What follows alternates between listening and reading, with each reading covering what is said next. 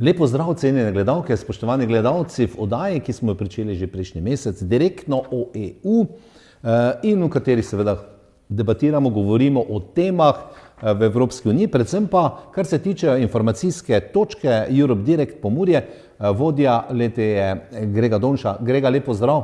Lepo zdrav in pa najlepša hvala zopet za povabilo v vaš studio. Torej, druga oddaja, danes bo govora nekaj več o kar je aktualno, evropski državljanski pobudi. Mislim, da je za nami že 16. februarja praznovala 15 let. Pa morda, Grega, kaj sploh je državljanska pobuda, kako deluje, kako je to organizirano, kako pravzaprav se vključiti v to? Torej, me veseli kot prvo, da lahko nadaljujemo že z našo drugo oddajo. Upam seveda, da bodo te oddaje zelo uspešne tudi v nadaljevanju. Kar se pa tiče Evropske državljanske pobude, res je 16. februarja, torej prejšnji teden je praznovala 15 let od samega obstoja, torej od samih začetkov. Zdaj, kaj je namen same Evropske državljanske pobude?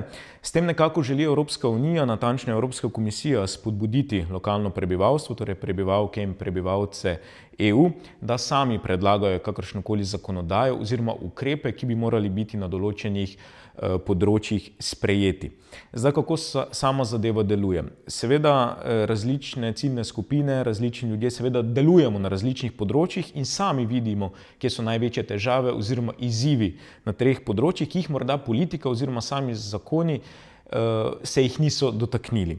In mi prebivalci oziroma prebivalke imamo potem priložnost, da s svojimi predlogi nekako damo Evropski komisiji neko povratno informacijo, kaj pa na tem določenem področju še manjka, kaj bi bilo potrebno sprejeti z določenimi zakoni, ukrepi, uredbami, direktivami in tako naprej, da se situacija na tem področju izboljša. Zdaj, kaj so v bistvu same oziroma kako zadeva poteka? Torej, posameznik ali pa neka skupina, ki ima predlog za neko novo zakonodajo, mora ta predlog seveda predložiti Evropski komisiji, natančneje na portalu Evropske državljanske pobude. Vendar pa ni to to. Ta sama pobuda mora potem zbrati 1 milijon podpisov oziroma 1 milijon podpornikov mora to podpreti iz 7 različnih držav. Torej, 1 milijon podpisov moramo zbrati za eno določeno pobudo in pa prebivalci 7 različnih držav morajo podpreti. Ni pa dovolj, da zgolj en prebivalec, torej da imamo recimo iz 6 držav enega prebivalca in potem 999.994 iz ene države, ampak so seveda neke minimalne kvote, ki jih država mora sprejeti. Zdaj, v Sloveniji mora ta predlog sprejeti nekje 6500 ljudi, tu nekje, medtem ko največ jih pa mora sprejeti v Nemčiji. Tam je številka približno 70.000, slabi 70.000. Torej, minimalno število podpisov iz Nemčije ali pa iz Slovenije ali pa seveda druge države, ki imajo svoje kvote, mora to podpisati, da to sploh postane relevantno oziroma pomembno za Evropsko komisijo, da ta predlog obravnava. Ukolikor se ti podpisi zberejo in kar nekaj pobud, natančneje 127 pobud je že bilo sprejetih strani Evropske komisije, če se neka pobuda smatra za pozitivno spremembo na ravni Evropske unije, Evropska komisija to osebo, torej to dotično osebo ali pa to skupino ljudi pozove na sestanek oziroma kar nekaj teh srečanj, da se o tem pokomentira, torej strokovnjaki z področja, na katero se to nanaša. In ukolikor seveda to po teh stopnjah gre naprej in Evropska komisija na koncu smatra, da je to seveda dovolj verodostojno, dovolj dobro za kakršnokoli direktivo ali uredbo, se to potem po procedurah Evropske komisije in pa Evropske zakonodaje tudi sprejme in tudi kar nekaj pobud je na to, oziroma na podlagi pobud je kar nekaj zakonodaje že bilo sprejeto. Grega, v pomoč sta 2 ambasadorja v Sloveniji, eden od teh ste vi, torej v Murski Soboti in pa v Mariboru, kjer pomagate verjetno svetovati, utreti pot, da ta pobuda morda hitreje na tisti pravi način najde pot v Bruselj. Tako je, zdaj v bistvu 2 ambasadorja sva v Sloveniji, en, tako kot ste menili, sem jaz, drugi je pa gospod Miha Šimon, direktor zavoda PIP v Mariboru, ki je prav tako vodja informacijske točke Europe Direct Podravje. In midva so v bistvu tisti kontaktni točki, na katere se lahko prebivalke in prebivalci v Sloveniji obrnejo za kakršnekoli informacije ali pa pomoč pri ustanovitvi Evropske državljanske pobude. To pa zajema seveda svetovanje oziroma vodenje, kako dati to na portal, kako to oblikovati samo pobudo. Namreč ni dovolj, da imamo mi samo neko idejno zasnovo, ta idejna zasnova mora biti razdelana, tako finančno kot seveda vsebinsko. In midva seveda oziroma v Sloveniji pač tudi Evropska komisija, torej predstavništvo Evropske komisije, tu z veseljem pomaga in potem seveda se to oblikuje, pošlje naprej, potem pa je seveda vse odvisno od tega, kako dobra je sama ideja in pa kako dobro potem ti posamezniki to znajo tudi argumentirati. No, koliko jaz to razumem, pobuda je dana, ni pa rečeno, da vsaka pobuda uspe. Bržkone, ne vem, pri živalih tam piše, lovci, zveri, koliko ima uspešnost pri lovu, koliko je teh pobud v odstotkih, ne vem, to boste verjetno vi vedeli, Grega. Po drugi strani pa morda za naše gledalke in gledalce, kaj so bile najuspešnejše pobude, rekli ste, čez 100 jih je bilo že podanih, ki pa so našle potem svoje mesto v Evropski komisiji in potem v zakonih. Zdaj najbolj uspešna in tista, ki je prva presegla več kot milijon, oziroma ena izmed prvih, ki je presegla milijon podpisov, natančneje zbrala jih je, zdi se mi, da 1.850.000, je bila o tem, da morajo imeti vse prebivalke in vsi prebivalci Evropske unije dostop do pitne vode. In to je Evropska unija že kar nekaj časa nazaj tudi udejanjila, tudi uzakonila. Potem tudi pobuda o tem, da se ne testira več določenih izdelkov na živalih, potem tudi uporaba pesticidov v bližini, kjer recimo čebele nabirajo oziroma kjer so čebelnjaki. Tudi to je bila ena izmed nedavnih, ki je prejela več kot milijon podpisov. V glavnem, toliko jih je, da z različnih področji tudi zdi se mi, da je bila določena, kar se tiče nedavno tudi glede splava. Je spet bila ena pobuda podana, ki je prejela več kot milijon. Tako da res ogromno, čeprav je to pravica v Evropski uniji, ampak so bile neke določene specifikacije pač še tudi podane. Ampak je ogromno področje, torej ni področje, ki ga Evropska državljanska pobuda ne bi zajemala in kot omenjeno 127 jih je bilo že sprejetih.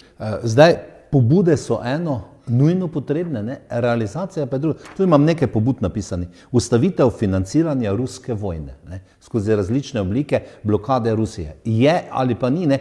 Pobuda sigurno bo prejela verjetno milijon podpisov v Evropski uniji, vendar je vprašanje, kako ustaviti, to pa je že potem druga zgodba. Potem recimo pobuda Evropske unije za zaščito, zanimivo, potepuški psov, mačk in živali v zavetiščih v Evropski uniji oziroma tretjih državah. Potem pobuda za Evropo, ki pametno ravna z vodo, to nekaj prej ste, Grega, že tudi povedali in je odporna v zvezi z njo. Hrana, človekova pravica za vse, ne? To je zagotavljanje zdravih, pravičnih in trajnostnih prehranskih sistemov, pa recimo kohezijska politika za enakost regij in trajnost regionalnih kultur. Vse pobude, kljub temu, če so dobre, res dobre, pa verjetno se ne realizirajo v pravi meri. Pa tudi nekatere konec koncev omenila sva, torej financiranje oziroma ustavitev financiranja ruske vojne v Ukrajini, potem pitna voda in tako naprej. To so v bistvu vse že neki ukrepi, ki jih Evropska unija sama po sebi že naslavlja. Ja. In seveda je logično, da bodo tu neke pobude, za katere seveda večina prebivalstva smatra, da so prav, ampak se same po sebi že izvajajo in se zgolj podvajajo in seveda ne bodo šle v novo obravnavo. Če ni recimo v njih nek ukrep, ki ga pa morda Evropska unija še ni obravnavala, ampak večina takih, to so v bistvu aktivisti, lahko rečeva, ki se jih seveda zbere in prav je tako, vendar pa so določene neka civilna družba. Tako, civilna družba, iniciativa, ki pa seveda na koncu predlaga nekaj, kar je že sprejetega, tako da raje seveda vsi vidijo oziroma vidimo, da se poda neka pobuda, ki še ni naslovljena, da bo tako seveda lažje tudi izvedljiva, pa da se dejansko potem izvede nekaj, kar še ni. Zdaj dobro, neke tople vode se več težko izume. Grega, koliko smo aktivni Slovenci v tem, pa Slovenke, da ne bomo ženskega spola? Je kakšna pobuda nastala na naših tleh, na našem zemljiku, bom rekel, in ki jo je Evropska skupnost obravnavala? Ja, se nedolgo nazaj smo imeli predlog inštituta 8. marec, ne, torej za splav. Torej, nikako več. To je ena izmed takih, ki je bila nedolgo nazaj sprejeta, ampak res pa je, da noben ne ve oziroma redko kdo ve, da je bilo to v sklopu Evropske državljanske pobude. Tako da so ni se govorilo o tem, vse v drugem, ne, mogoče, ne, o tem pa ne. Tako, politika je seveda vse drugo izpostavljala oziroma pač sama situacija. Je pa res, da nekaj pobud je bilo danih, žal ne tako uspešne, kot bi si mislili. Je pa prav, da se seveda o tem ozavešča lokalno prebivalstvo, torej prebivalke in prebivalci morajo vedeti, da imajo to možnost. Kdo pa ve, morda pa bo tudi kakšna iz Pomurja v kratkem uspela. No, tako. Zdaj pobude, da bova počasi končala s temi evropskimi državljanskimi pobudami. Recimo prej ste omenili 8. marec, ne? Tu je že zato, ker so nasprotniki in zagovorniki. Ne? Nekatere pobude ali pa večina pobud, po mojem, če so res dobre, nimajo nasprotnikov. To je res, nekaterega nima, je pa seveda marsikaj odvisno od lokalne politike in pa seveda kdo pobudo da. Če je to neka institucija, ki je tako ali pa posameznik, ki je tako ali tako politično aktiven in upleten, ja, je malenkost bolj kočljivo. Zato se seveda raje vidimo, da to neka civilna družba, ki ni politično obremenjena, povejmo. Takole z evropskih parketov ali pa celotne evropske skupnosti se selimo na domača tla. Ne? Dogodki informacijske točke Europe Direct Pomurje v tem mesecu. Dotaknila se boma to, kar tudi mene tako zanima in je, upam, da mladi kaj bodo gledali tega, so pub kvizi. Ne? Postavili ste jih na noge, Grega, ja. Ne? Najbolj obiskan pub kviz do sedaj, gre za druženje starejših in mlajših, tu ni omejitve glede starosti. Vi ste to preselili, zadnji ste povedali kam, morda povabilo, kako in kdaj se to dogaja. Sodeluje lahko praktično vsak, ne? Ja. Brez zadržkov. Sam verjetno ne, morate vse dva biti, ali je ekipa lahko večja. In me prav zanima, kako to poteka splošno v začetku, potem pa kdo sestavlja vprašanja, ne? To je že zanimiva tema in z katerega področja. Dobro, pa sedaj bo dotakniti najprej samih začetkov. Ja. Torej, konec leta 2022 sva, torej dva predstavnika informacijske točke Europe Direct Pomurje, ki sva tu v Pomurju, nekako prišla na idejo, oziroma vedno je bil izziv, kako Evropsko unijo približati lokalnemu prebivalstvu na inovativen način. Torej, se poznamo vsi, delujemo na kampanjah, najdete nas na kampanjah, brošure, maratoni, čistilne akcije, razprave, najdete nas res vse povsod, ampak sva pa iskala neko tako zabavno varianto, ki pa ni povezana zgolj s pijačo, gostinstvom, ampak tudi nekim znanjem, in sva prišla na idejo, kaj pa, če bi mi začeli izvajati pub kvize. Začelo se je s 4-5 ekipami, potem 3 ekipe, ampak je zadeva začela rasti in postala prepoznavna ne zgolj po Pomurju, ampak po celi Sloveniji. Naši kvizov se namreč udeležujejo zdaj že osebe z celotne Slovenije, tudi taki, ki recimo gredo na te bolj komercialne zadeve, ki jih poznamo z televizije. No in zdaj na zadnjem pub kvizu smo imeli 14 oziroma 15 ekip, kar je res, 15 ekip, torej kar je res rekordno število, imeli smo preko 100 obiskovalcev na samem pub kvizu in zdaj po toliko pub kvizih, torej smo zdaj v letu 2026, večina vprašanj so asociacije, seveda pa povezane tudi z Evropsko unijo. Vsaj 5 vprašanj v naših kvizih je povezanih z Evropsko unijo, je pa res, da je vedno težje najti neko asociacijo, kako zastaviti kakšno novo vprašanje, ki pa bo po drugi strani tudi bolj inovativno. S tem približamo Evropsko unijo, vsaj nekaj, jaz verjamem, da si vsaj nekaj naši obiskovalci zapomnijo o teh kvizov Evropske unije, če ne drugo, kdo je nazadnje dobil evro, kdo je nazadnje stopil v Schengen, koliko zvezdic je na evropski zastavi, ki jo vidimo tukaj in tako naprej. Torej, so vprašanja, potem tudi šport, geografija, zgodovina, lokalno oziroma potem aktualno dogajanje, torej politika, aktualne novice, zgodovina, glasba, kultura in tako naprej. V bistvu udeleženci naših pub kvizov morajo biti tako razgledani, torej univerzalni. In lepo je videti, da se jih vedno več udeležuje. Recimo ravno danes sem dobil, oziroma prejšnji teden sem dobil na začetku tedna prijavo na kviz, čeprav še sploh dogodka nismo objavili prejšnji teden. Tako da res povpraševanje je veliko in tudi vidi se, da po celotni Sloveniji so ti kvizi zelo popularni, ljudje se jih radi udeležujejo. To je v bistvu kakovostno preživljanje prostega časa, hkrati pa tudi preizkušanje svojega znanja ali pa neznanja, kakorkoli obrnemo. In seveda vsi vljudno vabljeni, naslednji pub kviz je 6. marca, vedno poteka v Mladinskem informativnem in kulturnem klubu v Murski Soboti, lepo ozračje, lepo vzdušje, lep ambient, veliko prostora, čeprav nam ga zdaj že primanjkuje, ampak res lep dogodek, tako da vsi vljudno vabljeni, tudi vi z televizije A, seveda vljudno vabljeni, da se preizkusite, če ne drugo, da bomo lahko drugi oddaji povedali, koliko ste vedeli ali pa niste vedeli. Grega, to zadržba. 15 ekip. Lahko je 2-članska, 3-članska. 2 do 6. 2 do 6 so naši pogoji. Mizje, eno mizo, ne, verjetno. Ne. Tako, ena miza brezplačna, torej prijavnine ni. Prve 3 ekipe vedno prejmejo nagrado. Ekipa, ki pa odgovori pravilno na eno umestno vprašanje, ki ga imamo, pa dobi brezplačno rundo, ki jo podarja Murska Sobota. V redu. Zdaj, vseh 15 ekip dobi hkrati isto vprašanje? Isto vprašanje. Odgovarja se na papir. Na papir. Tako, po 20 vprašanjih se ti torej, listi zamenjajo, ekipe med sabo preverijo odgovore, mi jih tudi prikažemo in ekipa, ki ima največ seveda točk, potem tudi osvoji glavno nagrado, ki pa so to leto boni za restauracijo in pa trgovine Kodila v vrednosti 40 evrov. Grega, podaljški, kot v nogometu ali pa v drugih športih, so, če sta 2 ekipe zanačeni? So, na srečo, pa bom potrkal jih, pa jih še nismo imeli, kajti vedno je težko, kar se tiče podaljškov, vedno moraš imeti neka dodatna vprašanja, ki jih seveda imamo. Problem je samo ta, če obe ekipi potem vesta odgovore na vse. Pa bom dal mogoče en zanimiv pripetljaj iz drugih kvizov, iz drugih okolij. Torej, zgodilo se je, tudi en kviz, ki sem ga vodil, sicer ne v Murski Soboti, ampak druge, se je zgodilo, da je bilo, torej prva in druga ekipa sta bili nagrajeni na tistem kvizu, zgodilo pa se je, da je na drugem mestu bilo 5 ekip. Torej, 5 ekip si je delilo drugo mesto. Tam pa nismo bili pripravljeni na podaljški, in potem je seveda bilo potrebno improvizirati. In potem so vse ekipe dobile enako vprašanje, bila pa je ta sreča, da pa na koncu sta na vprašanje pravilno odgovorili zgolj 2 ekipi, tista, ki je že tako ali tako izpadla in je bila zadnja že po vseh delih in pa ena izmed teh drugih, tako da smo potem nekako lahko zadevo razčlenili, ampak vedno so taki zanimivi pripetljaji, na katere se nekako tudi torej navadimo, pa tudi se jim prilagodimo. Grega, 20 vprašanj na zadnjem kvizu.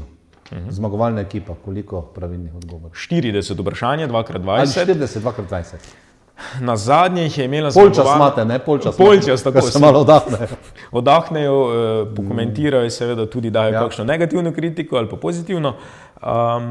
Pravilnih odgovorov je imela na zadnje, mislim, da okrog 30. 75%, tako na hitro, če sem zračunal, tu nekje. Ja, neka vprašanja so pač takšna, ki so malo bolj mogoče ali pa jih ne vedo znotraj, ker nimajo strokovnjaki.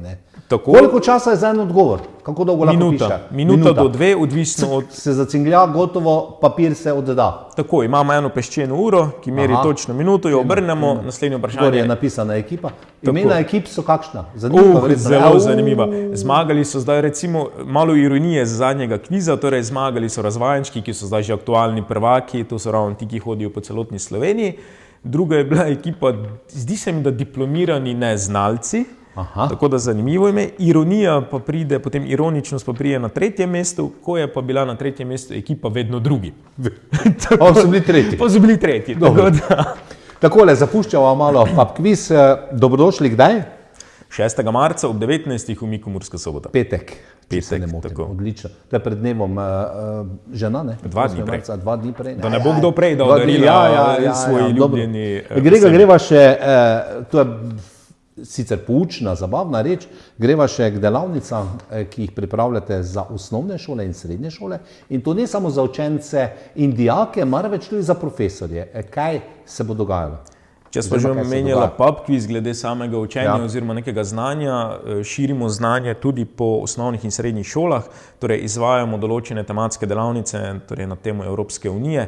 Zdaj v osnovnih šolah so to ponavadi delavnice, kjer predstavimo začetek EU, zakaj je sploh Evropska unija nastala, samo zgodovino, potem razvoj Evropske unije, evroobmočje, Schengen, institucije Evropske unije, zakonodajo in tako naprej, res na tisti neki okvirni ravni, da pač otroke v to vpeljamo, torej od 7. do 9. razreda ponavadi izvajamo te delavnice na osnovnih šolah, medtem ko na srednjih šolah so pa te delavnice, se opravičujem, bistveno bolj torej napredne oziroma tematsko obarvane, imamo prevajalske delavnice, ožje, tako bolj osredotočene, prilagodimo pa se seveda profesorjem in profesoricam in pa željam dijakov in dijakinj.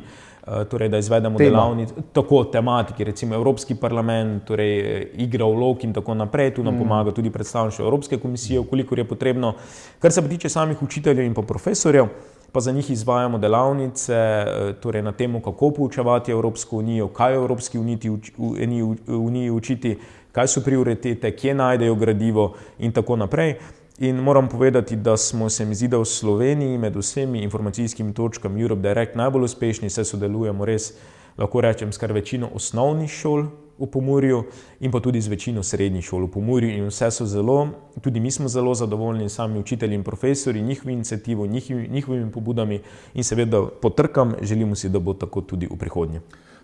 Te aktivnosti bodo tekle seveda vso šolsko leto do počitnic. Kaj pa drugega še v marcu pripravljate? Gre ga za konec povabilo na pub quiz povabila oziroma ste povabili, kaj pa še drugega pripravljate? Začnejo se čistilne akcije po Pomurju, marec. Zdi se mi, da so vsako leto hitreje, tako da tudi mi nismo več pripravljeni na te čistilne akcije, ampak v mesecu marcu vljudno vabljeni na čistilne akcije, na katerih bomo vas obvestimo, ker celotnega Pomurja enostavno ne moremo pokrivati, že zato, ker ponavadi so čistilne akcije ob istem dnevu na 2 sobote v mesecu. Tako, na različnih lokacijah, zagotovo bo to Murska Sobota, najbrž bo letos tudi, torej Gaberje in Murska Sobota sta nekako lokalni. Poskušamo pa res pokrivati od Goričkega, Lendave, tudi Prlekije, Štajerske, vse, kar je možno, ampak več o tem pa tako na naši spletni strani kot na naših družbenih omrežjih. Hvala za današnji obisk, hvala za informacije izčrpne, seveda direkt ali direktno o Evropski uniji. Hvala tudi vam, cenjene gledalke in gledalci, z nami je bil Grega Donša, vodja informacijske točke Europe Direct za Pomurje. Tako bo tudi v prihodnje, Grega, v mesecu marcu, ko se ponovno snidemo v tem studiu. Hvala za vašo pozornost, upam, da ste izvedeli veliko zanimivega in pa seveda tudi koristnega. Srečno, do prihodnje oddaje.